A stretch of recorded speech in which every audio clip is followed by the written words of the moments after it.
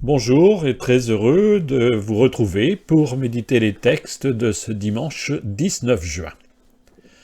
Avant d'entrer dans les dimanches du temps ordinaire, nous célébrons une dernière fête appelée en France Saint-Sacrement du corps et du sang du Christ. Dans d'autres pays, elle est appelée fête du Corpus Christi, du corps du Christ. C'est au Moyen Âge, en 1246, qu'apparaît cette fête à Liège, en Belgique. Elle s'est développée un peu partout en Europe au cours du XIIIe siècle.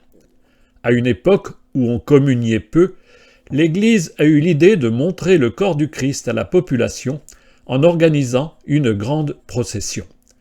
C'est pour cela qu'on a fabriqué les ostensoirs, ces belles pièces d'orfèvrerie où l'on dépose une hostie consacrée. Dans la petite ville de Normandie où j'ai vécu mon enfance, cette grande procession, qu'on appelle le Grand Sacre, existe toujours. Chaque quartier prépare activement un reposoir, une halte sur le parcours de la procession. La foule est ainsi invitée à adorer le corps du Christ. À notre époque où nous communions fréquemment, cette fête nous invite à faire grandir l'esprit d'adoration dans notre vie spirituelle. Il s'agit bien de creuser en nous le désir et la faim de cette nourriture que nous donne le Seigneur sur notre route. Commençons donc par la première lecture. La première lecture nous renvoie dans le lointain passé des ancêtres d'Israël. Abraham, il ne porte pas encore le nom d'Abraham qui lui sera donné plus tard par Dieu. Abraham donc vient de livrer une bataille et de battre ses ennemis pour délivrer son frère prisonnier, Lot.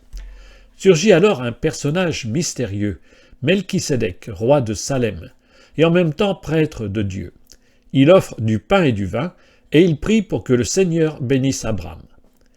Découvrons ce bref récit situé au chapitre 14 du livre de la Genèse, les versets 18 à 20.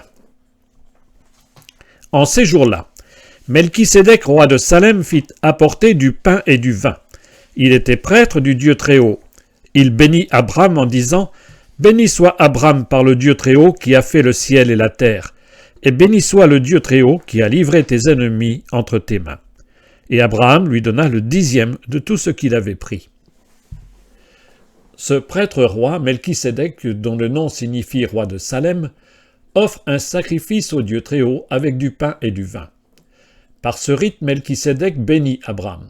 Celui-ci reconnaît sa qualité de prêtre en lui donnant en échange la dîme, 1/10 des biens conquis. On retrouve ce personnage dans le psaume 109. Israël, en effet, chante ce verset « Le Seigneur l'a juré, tu es prêtre à jamais selon l'ordre du roi Melchisédek ». C'est au psaume 109, le verset 4. Melchisédek devient la figure du roi prêtre, le Messie du Seigneur. Les premiers chrétiens et les théologiens des premiers siècles, les pères de l'Église, ont vu dans ce personnage la figure du Christ, le Messie roi et véritable prêtre, capable d'offrir le seul sacrifice, comme en témoigne ce passage de la lettre aux Hébreux. Melchisédek porte un nom qui veut dire roi de justice. Ensuite, il est roi de Salem, c'est-à-dire roi de paix. Et à son sujet, on ne parle ni de père, ni de mère, ni d'ancêtre, ni de commencement d'existence, ni d'une fin de vie. Cela le fait ressembler au Fils de Dieu. Il demeure prêtre pour toujours. C'est dans la lettre aux Hébreux, chapitre 7, verset 4. Le sacerdoce du Christ est bien différent de la fonction des prêtres en Israël, les Lévites. Pour les chrétiens, le Christ est le seul et véritable grand prêtre de l'Alliance nouvelle.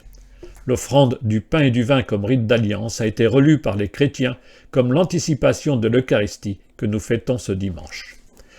Nous allons lire maintenant la deuxième lecture.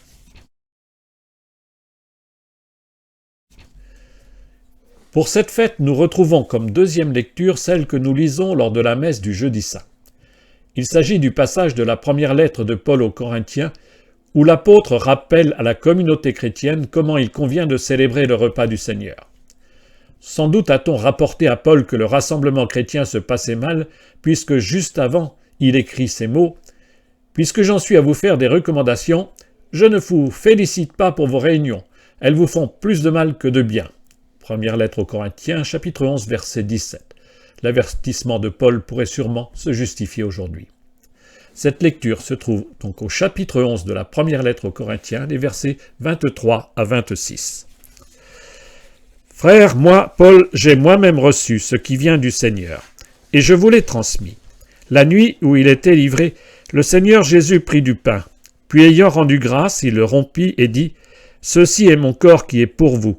Faites cela en mémoire de moi. » Après le repas, il fit de même avec la coupe en disant « Cette coupe est la nouvelle alliance en mon sang. Chaque fois que vous en boirez, faites cela en mémoire de moi. » Ainsi donc, chaque fois que vous mangez ce pain et que vous buvez à cette coupe, vous proclamez la mort du Seigneur jusqu'à ce qu'il vienne. Ce passage que nous entendons ce dimanche fait partie des 4 grands récits de l'institution de l'Eucharistie que nous offre le Nouveau Testament. On trouve en effet le même récit chez Matthieu, Marc et chez Luc. Le récit de Paul est très proche de celui de Luc, signe vraisemblable qu'on a ici la tradition d'une liturgie célébrée dans les communautés de Grèce et d'Asie mineure. Paul a reçu cette tradition et la transmet fidèlement. Que retenir du récit de Paul concernant le sacrement de l'Eucharistie? Ce repas, en effet, n'est pas ordinaire. Il rappelle le dernier repas de Jésus et sa mort sur la croix, comme le repas juif de la Pâque rappelle la sortie d'Égypte. Paul emploie le mot « mémoire ». Chaque fois que nous célébrons l'Eucharistie, nous faisons mémoire de ce jour-là. Cela veut dire que notre célébration nous donne de vivre aujourd'hui ce que les amis de Jésus ont vécu auprès de lui à Jérusalem cette nuit-là. Quand Jésus prend le pain et le rompt, il rend grâce. En grec, il eucharistie. En offrant le pain, Jésus rend grâce à son Père pour l'œuvre que celui-ci a accomplie et va encore accomplir à l'heure de la Passion. Pour les chrétiens, faire Eucharistie, c'est nous associer à l'action de grâce du Fils de Dieu et louer Dieu notre Père pour tous ses bienfaits. Le plus grand des dons de Dieu, c'est son Fils. Nous rendons grâce à Dieu par lui, avec lui et en lui. En offrant la coupe de vin, Jésus annonce que par son sang versé, il va sceller l'alliance nouvelle entre Dieu et l'humanité. La coupe de vin est mémoire, comme l'est aussi le pain rompu. Par le pain et le vin, nous faisons mémoire d'un événement passé, la mort de Jésus. Nous la célébrons aujourd'hui et nous annonçons combien cet événement est pour l'avenir promesse pour nous de vie éternelle. L'Eucharistie relie le passé, le présent et l'avenir. Nous allons lire maintenant l'Évangile de ce dimanche.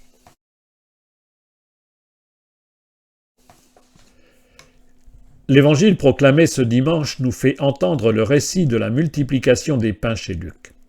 Avant ce récit, les apôtres ont été envoyés en mission par Jésus. Ils reviennent et rendent compte de ce qu'ils ont vécu. Mais Luc ne nous en dit rien. Jésus les emmène à l'écart, mais la foule les poursuit. Nous voilà tout proches d'un moment crucial dans cet évangile. Jésus va prendre la route de Jérusalem et il va poser la question « Pour vous, qui suis-je » Le miracle va amener Pierre à répondre à Jésus « Tu es le Messie de Dieu ».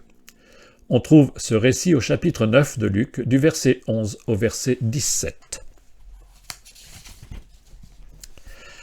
En ce temps-là, Jésus parlait aux foules du règne de Dieu et guérissait ceux qui en avaient besoin. Le jour commençait à baisser. Alors les 12 s'approchèrent de lui et lui dirent « Renvoie cette foule qu'ils aillent dans les villages et les campagnes des environs afin d'y loger et de trouver des vivres.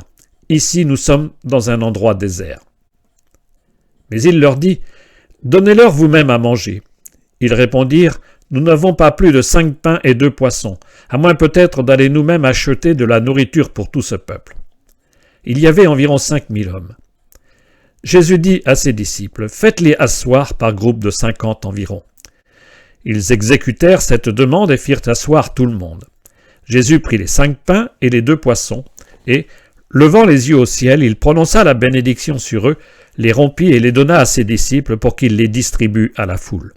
Ils mangèrent et ils furent tous rassasiés.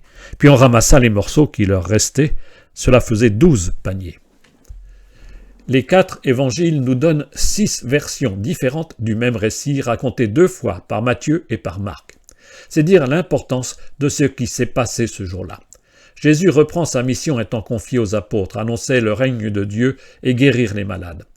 La foule des disciples est nombreuse, 5000 hommes. Matthieu ajoutera sans les femmes et les enfants.